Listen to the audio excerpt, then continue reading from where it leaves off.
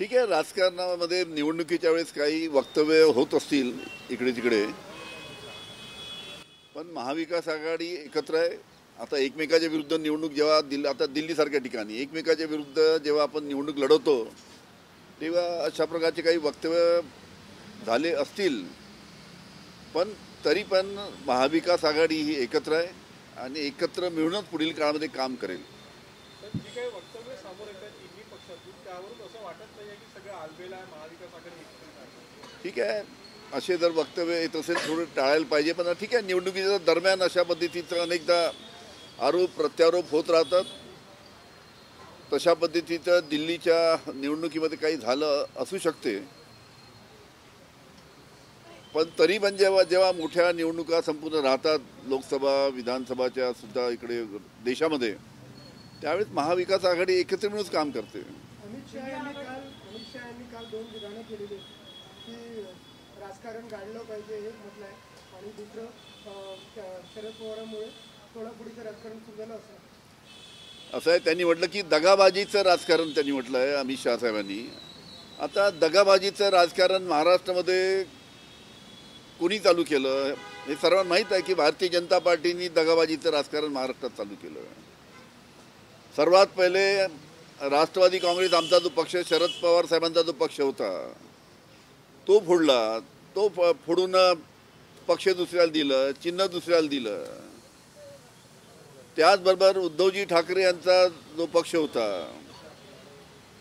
तो सुद्धा पक्ष फोडून तो पक्ष दुसऱ्यांना एकनाथ शिंदेना दिला, चिन्ह एकनाथ शिंदेला दिलं. कशा पद्धतीचं दगाबाजीचं राजकारण भारतीय जनता पार्टीमध्ये महाराष्ट्रात चालू आहे याची सर्वांना कल्पना आहे. आणि ज्या पद्धतीचं पवार साहेबांचं राजकारण संपवण्याच्या गोष्टी काही भारतीय जनता पार्टीचे नेते करतात, पवार साहेबांचं राजकारण कोणी संपवू शकत नाही. ठीक आहे, निवडणुकीमध्ये जय पराजय होत राहतो. या विधानसभेच्या निवडणुकीमध्ये आमचा पराजय झाला, पण तो पराजय कशामुळे झाला याची सुद्धा सर्व देशाला कल्पना आहे. ईव्हीएममुळे आमचा पराजय झाला हे संपूर्ण महाराष्ट्राला माहीत आहे, संपूर्ण देशाला माहीत आहे. लाडली बहिणीचं नाव घेतात, पण खरा त्या निमित्तानं निवडणुकीमध्ये जो फरक पडला तो ईव्हीएममुळे पडला. एक लक्षात घ्या तुम्ही की 2014मध्ये जेव्हा नरेंद्र मोदी साहेबांची हवा होती त्यावेळेस भारतीय जनता पार्टीने 288 जागा लढवल्या होत्या आणि 288 जागा लढून फक्त 122 जागा भारतीय जनता पार्टीची नरेंद्र मोदी साहेबांची हवा असताना 2014मध्ये निवडून आल्या होत्या. आता 2024मध्ये भारतीय जनता पार्टीने 149 जागा लढवल्या आणि 132 जागा निवडून आल्या, म्हणजे 89%.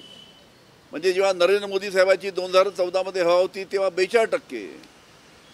आणि आता कोणत्याही पद्धतीनं नरेंद्र मोदी साहेबांची हवा नाही. शेतकरी नाराज आहे, कापसावर नाराज आहे, सोयाबीनच्या बाबतीत नाराज आहे, धान किंवा तिकडे कांदा या सर्व बाबतीत नाराज असताना, महागाईचे प्रश्न असताना इतक्या मोठ्या प्रमाणात जागा निवडून येतात.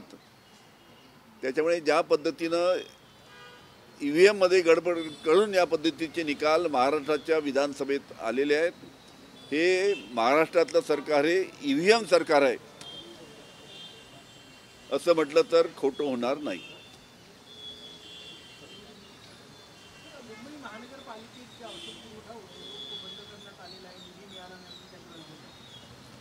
त्याची काही मला पूर्ण कल्पना नाही. आज मी फक्त माझी महापौर ताई होते त्यांचं थोडं वक्तव्य ऐकलं, मी माहिती घेऊन नंतर बोलीन.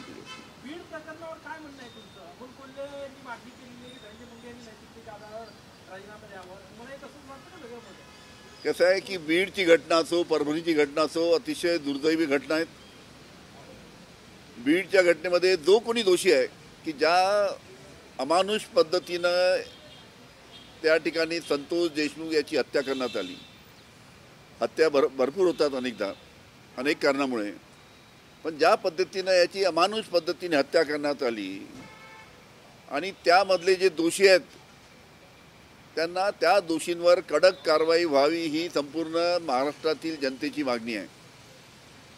पण यामध्ये राज्य शासनाच्या माध्यमातून कोणाला तरी वाचवण्याचा प्रयत्न या ठिकाणी होत आहे हे स्पष्ट दिसत आहे.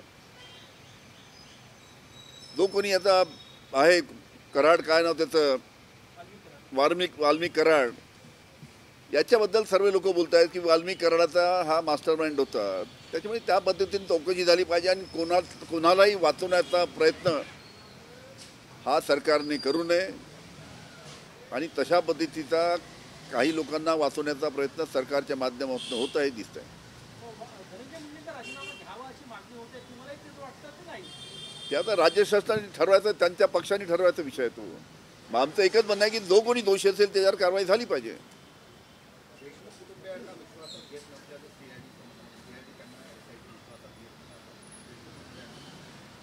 असं आहे, बरोबर आहे की त्यांच्या ज्या कुटुंबांनी काही आक्षेप घेतलेले आहेत तपासावर, त्या तपासामध्ये SITमध्ये जे अधिकारी आहेत त्यांच्यावर काही आक्षेप घेतले आहेत. असं आहे की जो कोणी SITच्या तपासामध्ये ज्या कोणत्या अधिकाऱ्यांवर तुम्ही जबाबदारी टाकली आहे तपासाची, त्यांनी निपक्षपणे तपास करायला पाहिजे. तो त्यांच्या संबंधित नसावा ही अतिशय महत्त्वाची गोष्ट आहे.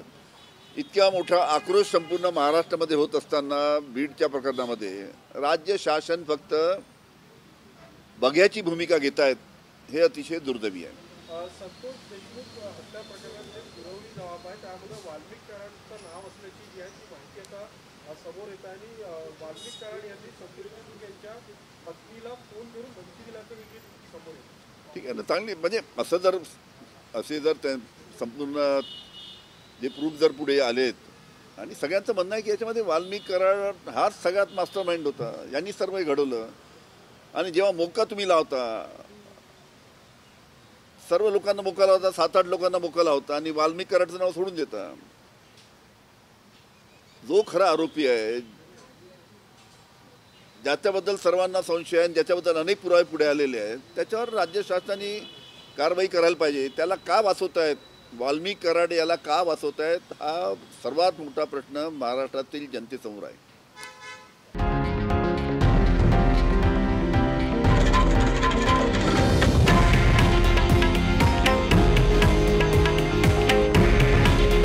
हे आहे देशातील नंबर 1 न्यूज नेटवर्क आणि आपण पाहत आहात TV9 मराठी. काळजी तुमची, हित महाराष्ट्राचं.